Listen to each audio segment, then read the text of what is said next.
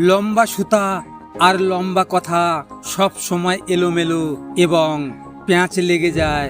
এই কারণে সুতা যতটা গুছিয়ে রাখা যায় আর কথা কম বলা যায় ততই ভালো।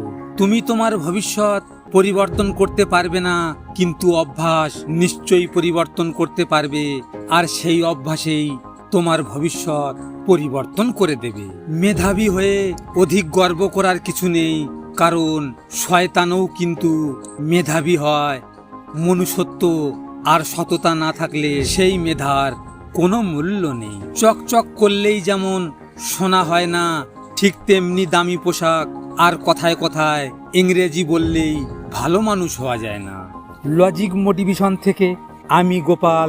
যদি আপনাদের সাথে এমন ঘটনা ঘটে থাকে তাহলে মন খারাপ করে বসে থেকো না। মনে রেখো, সময়ের সাথে সাথে সব কিছু বদলে যায়।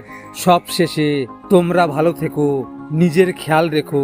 ধন্যবাদ।